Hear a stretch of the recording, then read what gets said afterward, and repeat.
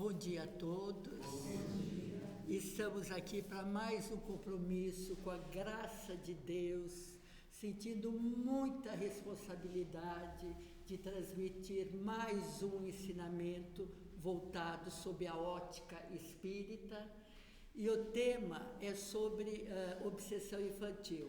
Há mais de 50 anos que eu faço palestra e já estudei, mas nunca falei esse tema. E a gente vem sentindo essa necessidade por muitas coisas que a gente tem ouvido através de terapeutas, de podcast relacionado com crianças, que no transcorrer eu vou dando alguns exemplos, tá? Então, antes de falar sobre por que uma criança pode sofrer o processo obsessivo, eu gostaria de comentar que normalmente, se a gente vê uma criança doente, você fala, puxa vida, se é um adulto, ainda fica mais fácil de compreender. Mas uma criança, por que uma criança sofre?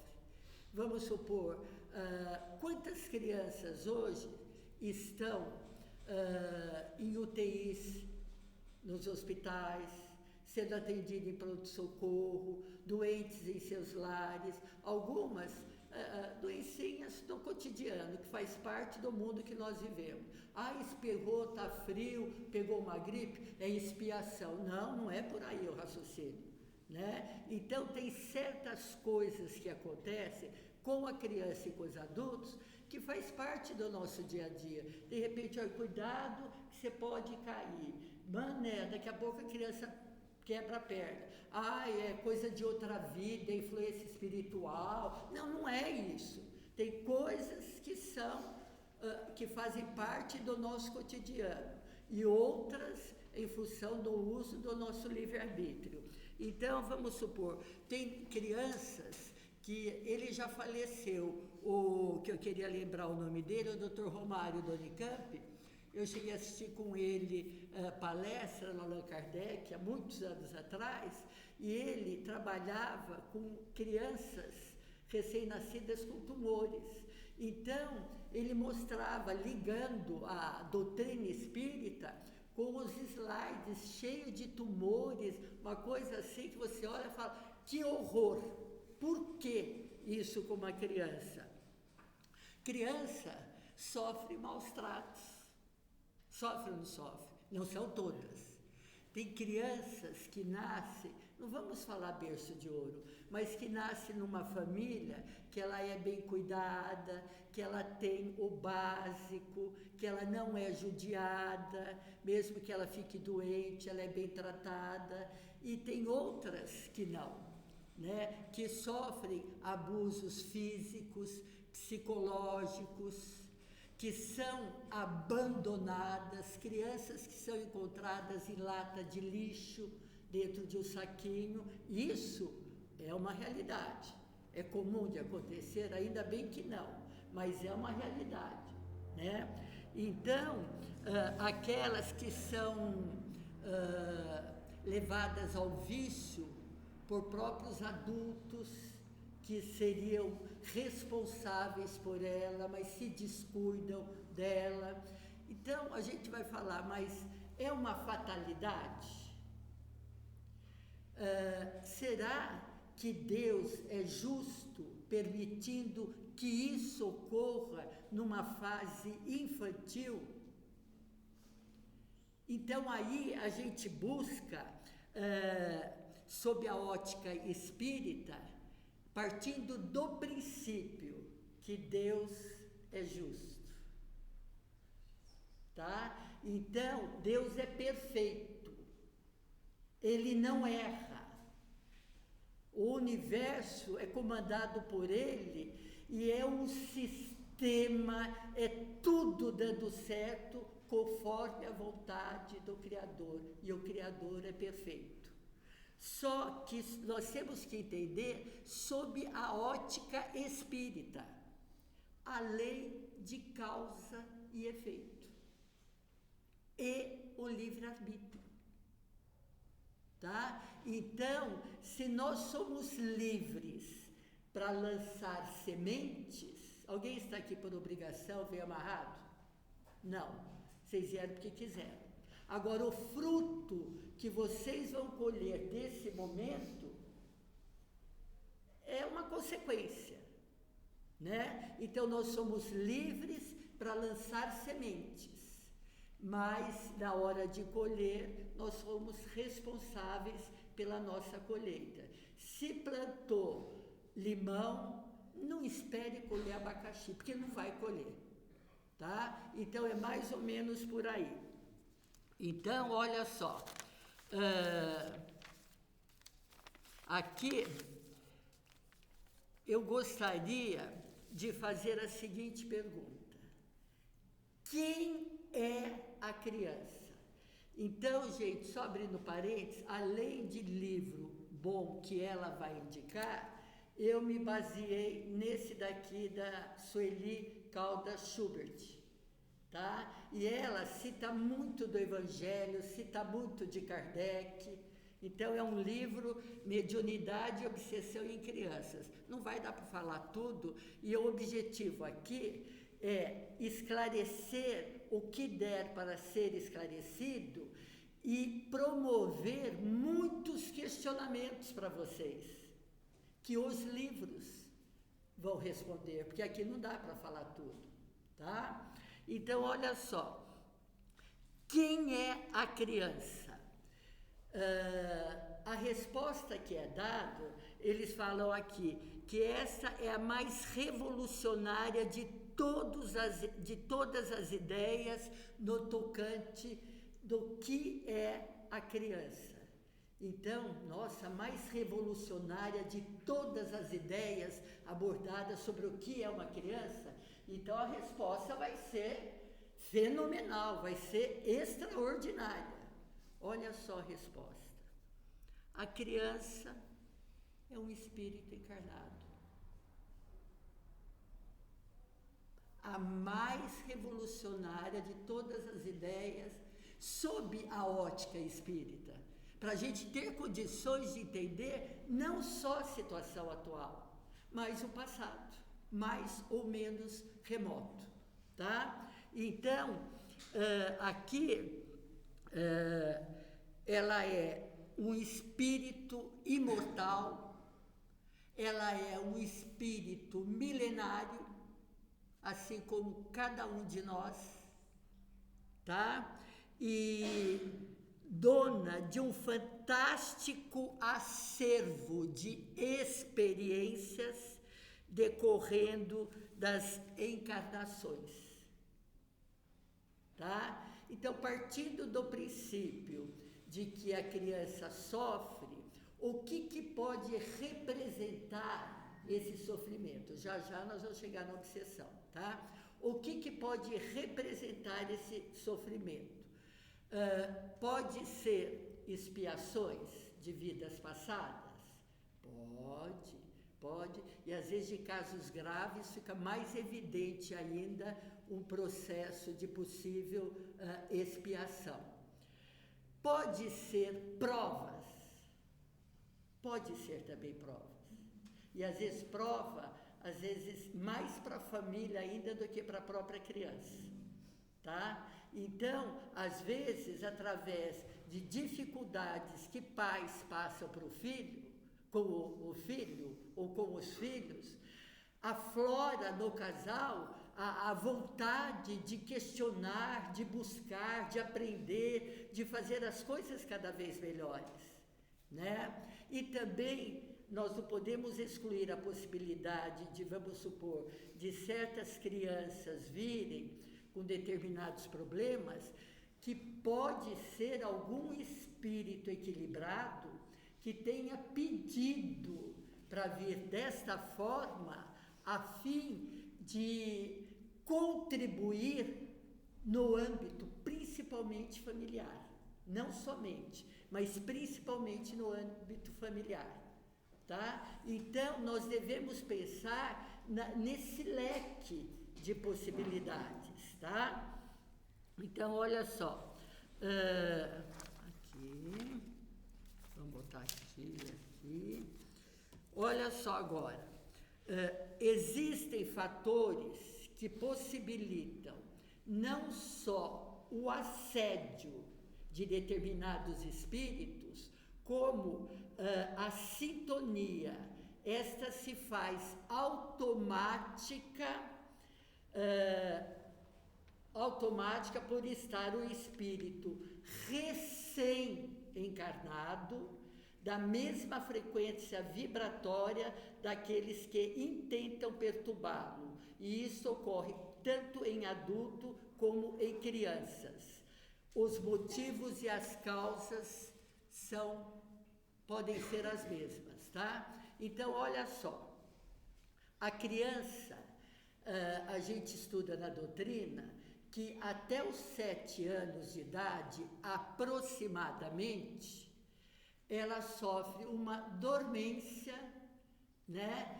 Só que nesse período que ela vai reencarnar, até então ela estava totalmente conectada com o plano espiritual. Mas nesse período de reencarne, ela não é uma mudança brusca. Então, ela vai dessa dormência, ela vai se despertando aos poucos, até aproximadamente 7 anos de idade. Ai, meu filho fez 7 anos, eu fiz uma cesárea 6h30, são 6h35, já despertou. Não é por aí. Entendeu? Cada caso é um caso. E nesse período, tem crianças que nós vamos falar dos dois lados.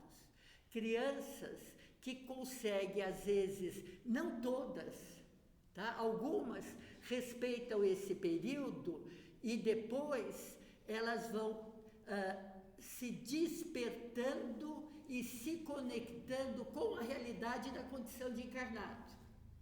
E aí que pega a adolescência, pega a fase adulta, que começa a mostrar as asinhas, as tendências, as coisas boas, as coisas não boas.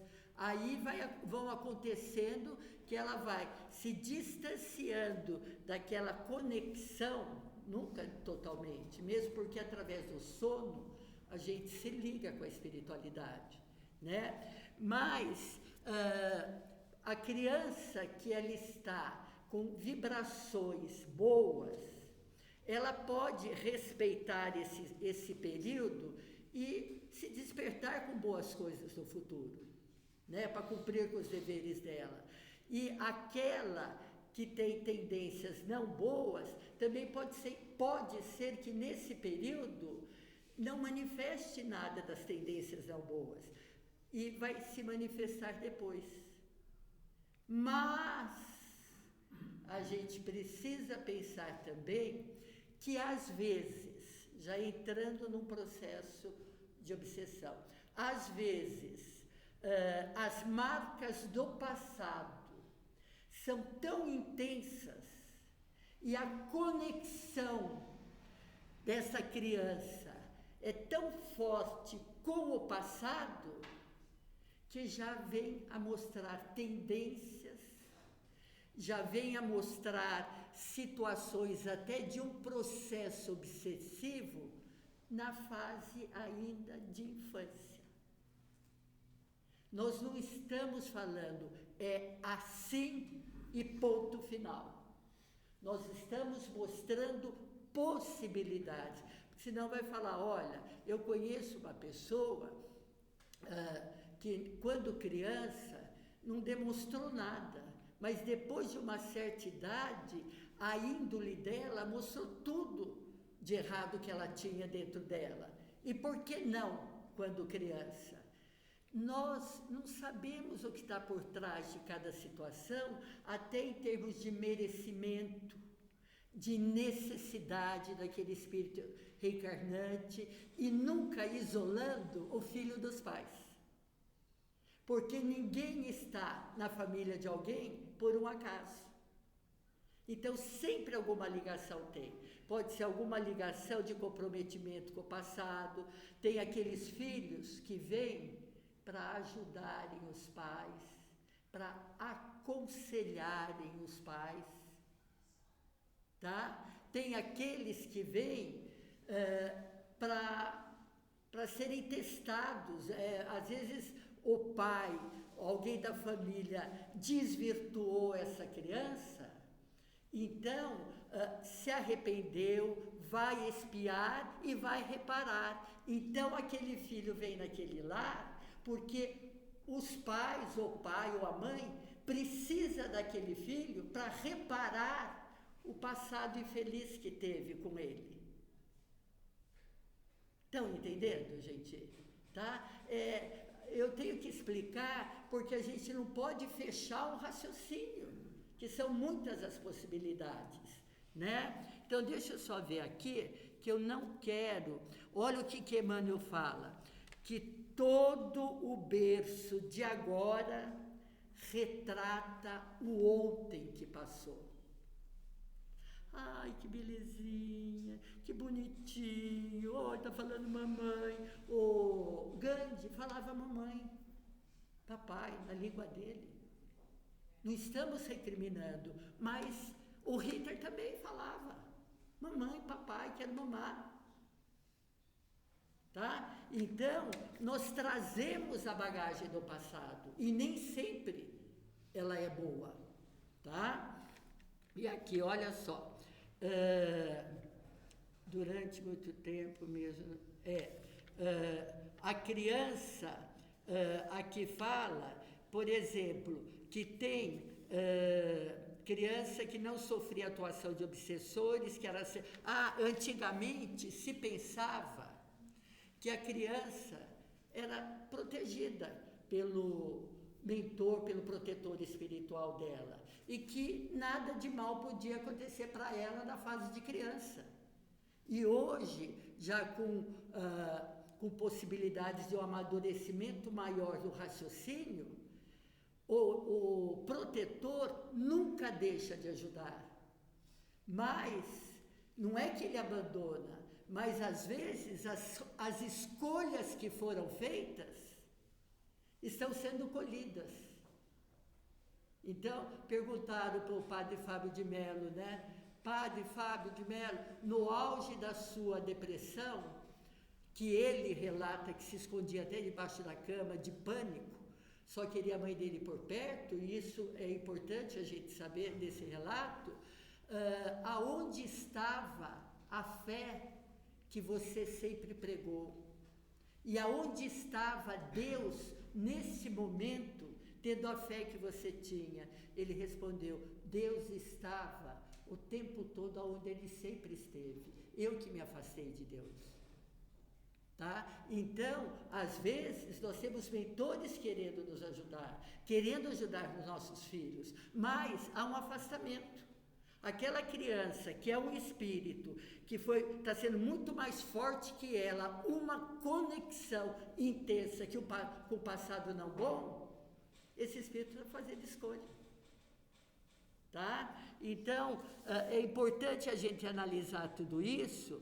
Então, olha só, existem...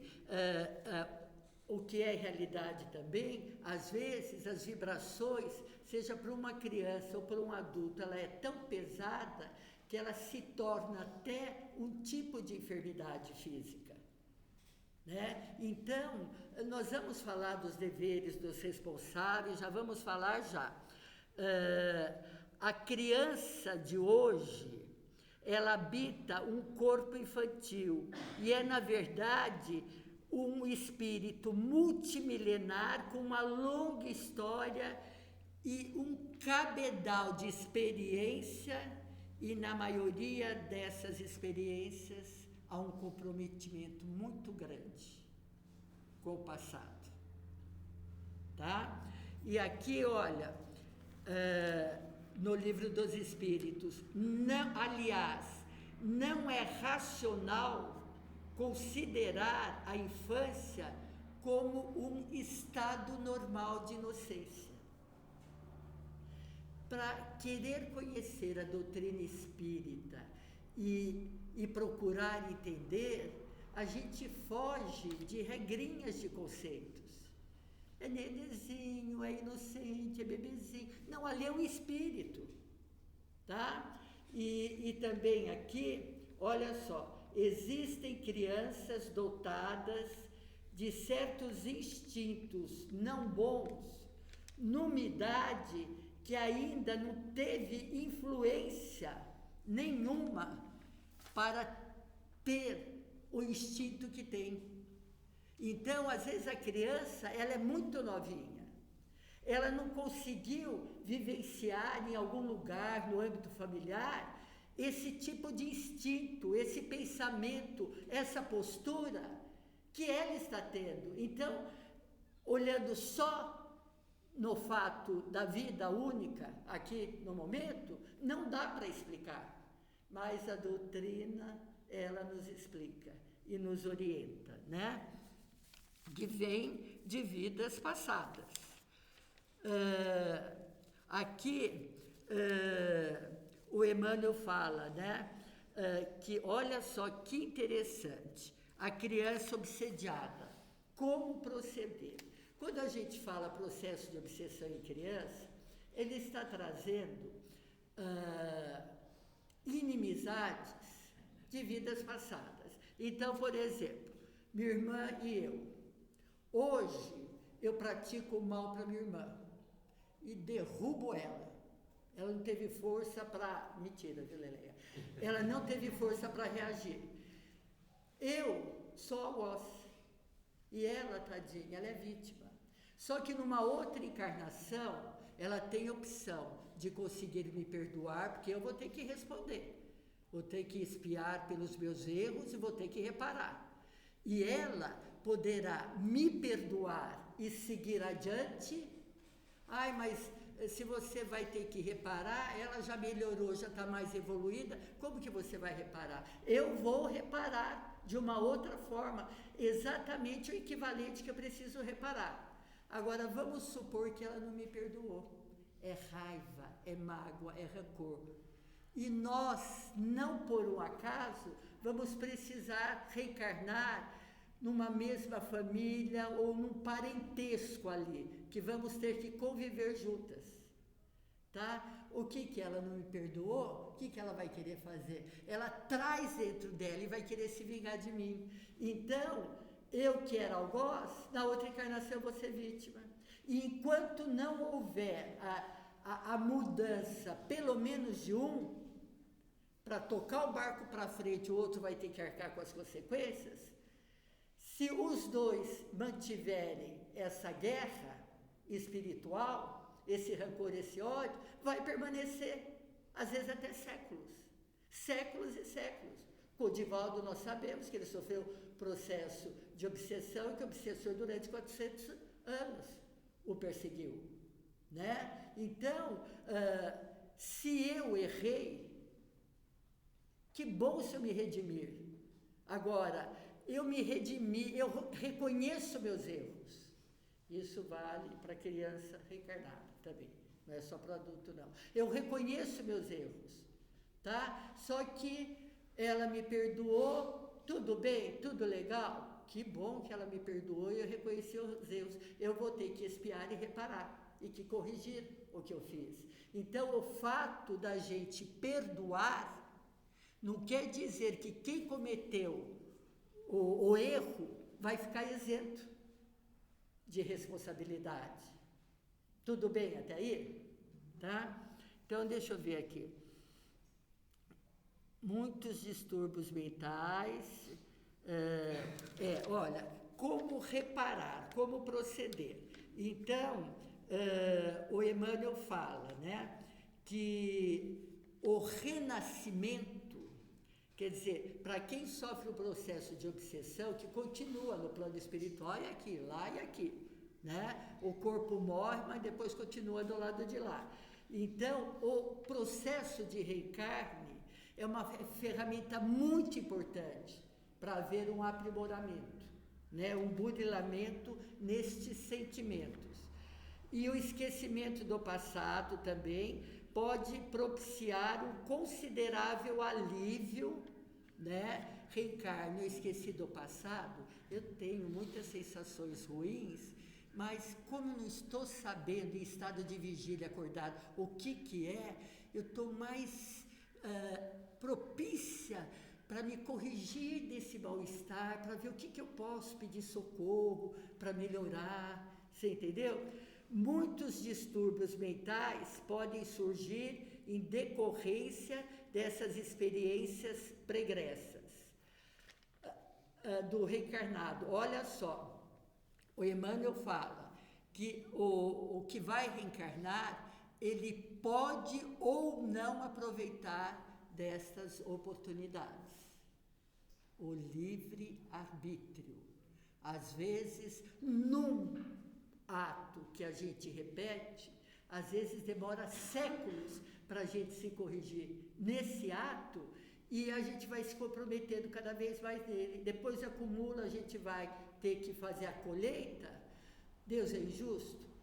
Às vezes a colheita que eu estou fazendo hoje, vamos supor que hoje eu seja uma pessoa coerente, não cometi coisas graves, e venho a passar por coisas graves.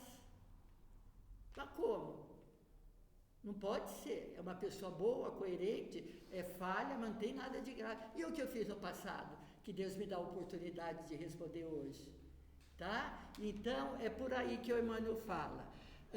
Então, ele fala também que às vezes, olha só, o Emmanuel pega no pé, que por preferência própria, o espírito quer manter essa sintonia, que não é do bem. Ah, você fez isso para mim, eu vou te perseguir o quanto eu puder. Não abre mão. Faz quantas encarnações que você me persegue? É verdade, não é tarefa fácil não, viu? Então, vocês estão entendendo? Às vezes a pessoa não abre mão da raiva que ela sente. Não abre mão de perdoar e quer manter. Isso o Emmanuel falando, tá? Então, olha, a obsessão na infância trazem raízes profundas do pretérito e pode manifestar desde cedo na vida das crianças. Aqui, olha que interessante, eu nunca tinha lido. Divaldo fazendo uma palestra no plano espiritual. Olha que legal. Aqui até fala que livro que está, Trilhas de Libertação. O Divaldo estava fazendo, e quando ele terminou a palestra no plano espiritual, hoje ele está desencarnado, mas na época não. Perguntaram para ele no final, qual o procedimento no caso de crianças que estão sofrendo o processo de obsessão, tá? Então, olha, uma palavra-chave aí é o apoio, o suporte dos pais. Tá? O que os pais podem e estão oferecendo para essa criança? Tá? Mas os pais não têm conhecimento da doutrina. Tudo bem, a doutrina espírita, ela caminha com a ciência. Então, se você está vendo alguma coisa diferente em você, no teu ente querido, se vamos supor, a gente que é espírita, às vezes nota que tem alguma energia diferente, sabe que a necessidade é de ir ao centro, não só quando precisa, né? É participar assiduamente. Mas, vamos supor, nós temos uma criança, tá tudo muito esquisito, aquela menina de 6 anos, ela durante o dia, ela ficava calma, ficava dócil, chegava à noite, ela gritava, esperneava, porque aquela mulher que ela via estava dando ordem, judia da sua mãe, tira sua mãe fora do sério, infernizava a vida da menina e a menina infernizava a vida da mãe. No dia seguinte a menina não se lembrava de nada, né? Depois foi feito trabalho, aquele espírito queria se vingar da mãe através da menina. Ai, Marilda, mas aí que culpa que a menina tem? Olha, gente, ela não estava naquele contexto por um acaso. Porque Deus é justo. Tá? Então, não era por um acaso. Porque hoje, às vezes, tem casal que ele ou ela, para se vingar do esposo ou da esposa numa separação, tira a vida do filho. Né? Então, Deus é justo. E, nesse caso, vamos supor, nós precisamos precisa de psiquiatra, vamos levar no psiquiatra. Precisa de psicólogo, vamos levar no psicólogo. Porque mesmo nós espíritas, sabendo que, por exemplo, esse caso aqui, do meu filho, por exemplo, é um processo de obsessão, eu não vou ficar só com os trabalhos espíritas. Eu vou pedir socorro para uma terapia também, para trabalhar com ele, desses sintomas, de como se conduzir. Então, nós temos que trabalhar com passes, água fluida, evangelização, evangelho no lar. Ai, mas eu faço, mas meu marido não aceita, o problema é dele. Vamos fazer com nossos filhos. Ai, mas meu filho é rebelde. Quem sabe ele vai escolher o livro. Ele é perguntador. Vamos pegar o livro dos espíritos, tá? Vamos chamar para fazer a prece. O mínimo que puder, para deixar um ambiente acrescentando alguma coisa nesse vínculo que está pesado de influências. Então, nós não podemos assim pensar, não, é o processo obsessivo que está se manifestando, não após uma certa idade, mas a ligação está tão forte que já está mostrando características. Sim, vamos trabalhar com a medicina, com a terapia. Não vai mandar para qualquer terapeuta. É bom saber que terapeuta que vai mandar. Porque se é um que não está nem conectado com a espiritualidade, muito menos com a sua profissão, pode levar para caminhos, como a gente tem ouvido certos exemplos, não agradáveis, né? Então, até o terapeuta é bom que tenha uma boa indicação, mas trabalhar das duas formas. E a base, o foco principal é a família. Ali que vai dar todo o suporte, toda a conexão, o ambiente bom no lar.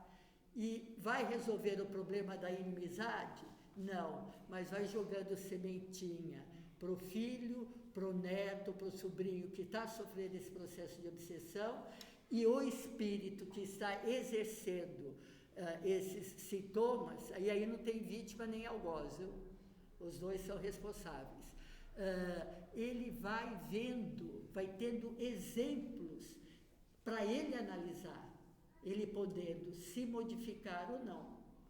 Mas que a família pode fazer uma grande diferença, não necessariamente no outro. E às vezes, esse outro, ele pode aos poucos ir sendo encaminhado numa casa espírita e sendo trabalhado com ele no porquê dessa vingança contínua de um para com o outro. Tem processos que podem demorar algumas décadas e tem aqueles que podem demorar séculos. Tudo depende da intensidade. Agora, quando um resolve se perdoar e perdoar o outro, ele vai responder pelos feitos, mas aí ele já mudou a vibração. O outro continua vibrando pesado para derrubá-lo. Está vibrando ali, aonde que ele está agora? Vai receber? Não vai. Por quê? Não está sintonizando. Tá? Então, o fato de perdoar não quer saber que vai ter que arcar com as consequências. Então, é isso. Deixa eu ver aqui. Deixa eu ver aqui que eu tenho alguns exemplos. Então, olha só. Eu não posso ficar sem falar o seguinte. Seja uma questão de um possível processo obsessivo, tá? Seja qualquer manifestação diferente na criança. Esses dias eu assisti um vídeo de uma terapeuta, doutora Andréia, que ela mostrou que ela estava atendendo uma criança de 6 anos de idade, uma menina, e os terapeutas trabalham muito, o que eu acho legal, com desenhos, né? De repente, o pai tem 2 metros de altura e a mãe tem 1,55. Mas na hora dele fazer o desenho, ele faz a mãe grande e o pai pequeno, que é a representatividade que a mãe tem para ele. Então, às vezes, através do desenho, eles vão trabalhando. E aí, ela falou que ela tem um vaso muito bonito no consultório dela, tudo, e estava atendendo a criança, que a mãe chegou desesperada, né? E aí ela pediu para que a criança fizesse um desenho. Que desenho? Aquele que você quiser. E a menina, muito concentrada, ela deu a folha, deu o lápis, desenhou uma criança e uma mulher. Aí a terapeuta, com toda a psicologia, você poderia falar para mim quem é essa criança e quem é esse adulto tudo manchado de vermelho? Quem é essa mulher? Esta criança sou eu e esta mulher é você, toda suja de sangue. E ela viu o vaso dela ali, só para você ter ideia, ela sentiu um impacto tão grande que ela terminou aquela terapia e já encaminhou para outro colega, de tão impressionada que ela ficou, tá? Então, a gente tem que ver aquilo que é de processo obsessivo, aquilo que é uma simples influência espiritual, que às vezes discussão no lar, desavença dentro do lar, a criança ela tende a assimilar. Então, por isso a importância da evangelização e da presença dos pais na palestra. Aí uma influência, assim, vamos falar, né, que fruto de um ambiente não muito harmônico no lar. Agora, em relação a tendências das crianças, tem aquela que é nítido, que tem vínculo com o passado. O Emmanuel fala que tem característica que não justifica a atitude, porque a criança não teve esse tipo de experiência ainda. Então, vem com a criança, tá? Terapia, os passes, água fluida, nunca deixamos a terapia, tá? Então, todo um trabalho completo, que pode durar tempo, mas à medida que vai somando energia boa no lar, com certeza vai fazendo a diferença. Agora, aquilo que é de mais grave, às vezes não é nenhuma reencarnação que ocorre. Por exemplo, terapeuta falando, o menininho com o cachorrinho bonitinho, resolveu de lá de cima do apartamento jogar para baixo. A mãe desesperada foi pegar, não teve jeito. O menino começou a olhar com a maior frieza. A mãe falou, por que você fez isso? De vontade de saber qual a reação dele depois que eu jogasse. Tá? A outra, então, só estou falando para ter ideia. A outra, então, a irmãzinha ali, bebezinho, recém-nascida, mamãe, posso colocar o talquinho nela? A mãe falou, pode. Ele despejou o talco no olho e no nariz da criança. Com intenção boa não era, né? Isso atendidos por terapeutas. Então, agora tem outro caso também. A responsabilidade dos pais, agora eu já vou terminar, tá? A responsabilidade dos pais de ver o que o filho, o quanto o filho acessa na internet, o que o filho está vendo. Por exemplo, nos tablets, não sei se no celular comum também pode, mas tem como frear qualquer postagem indevida. E a mãe ou o pai, da onde está vendo o que o filho está assistindo no tablet. E o quanto vai assistir. Porque tem crianças que estão tão agressivas que é por causa dos jogos, dos seriados que estão vendo de agressão. Tem crianças provocando crimes dentro da escola, imitando o que viu no jogo. Desenho animado também. Desenho animado. Outro dia eu estava vendo a Netflix com a minha filha, com a minha neta, passou uma propaganda ali, que nem vou falar o que é, tá? Mas ela, vão logo, vão sair daqui logo, vovó, porque eu não quis que eu visse junto com ela aquilo.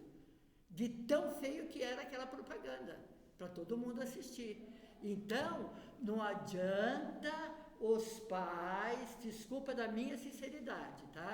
Não adianta os pais acharem que pais, avós, porque às vezes, outro dia uma senhora falou, olha, tudo que meu filho não deixa fazer na casa dele, na casa da avó pode. Eu falei, na casa da eu como avó não pode. Tem coisas que eu olho para minha filha, às vezes em restaurante que deixam ela pegar o celular, mas ela não está sob minha responsabilidade, aí eu não vou passar na frente, eu falo, na minha casa você faria isso? Ela fala, de jeito nenhum, vovó. Tá? Então, uma coisa é a criança nascer com problemas que devem ser trabalhados. Se torna adulto, deve ser trabalhado. Outra coisa, uma simples influência espiritual, que com passes, com água fluida, vai caminhando, tudo bem. Zelar pela harmonia do lar, não discutir na frente dos filhos. Falar na hora certa, a coisa certa, e não discutir na frente dos filhos. Tá? É problema de obsessão, vamos tratar com médicos materiais e com todo o suporte de uma casa espírita que a gente tem afinidade. Tá? Ai, marido, e se não é casa espírita? Vai em outra religião, tudo bem. Qual a grande vantagem da casa espírita? É a gente conhecer o passado, a reencarnação, o livre-arbítrio. Né? Agora, o que for de falta nossa, de ceder, deixar filhos mandando em avós, mandando em pais e falando o que quer e que tem que fazer, aí a grande responsabilidade é nossa. E nós vamos ter que arcar com as consequências. Tá? Então, não tem desculpa. Vocês entenderam o que pode ser o processo de obsessão, o que pode ser de mimo, excesso de mimo. Esses dias eu vi um especialista em animais, ele está falando de pitbull, que não é só pitbull que morde para matar. Ele falou que o pitbull, ele chega de novinho num lar e ele está sendo agradado, mas ele vai acostumando com esse agrado, só que depois os donos já estão deixando ele fazer tudo o que ele quer. E vai para a cama, e faz isso, faz aquilo, faz tudo o que quer. E aí ele vê que ele pode mandar no dono, que o dono não está dando ordem para ele. E quando o dono desrespeita a vontade dele, ele pode atacar e pode matar o dono. Isso daí vale para os filhos também. Tá certo? Desculpa se eu fui meio forte assim, mas é para mandar essa mensagem para a gente pensar, tá? Além do livro que ela vai falar, tem esse daqui também, no qual eu me baseei, tá? Mediunidade e obsessão em crianças, tá bom?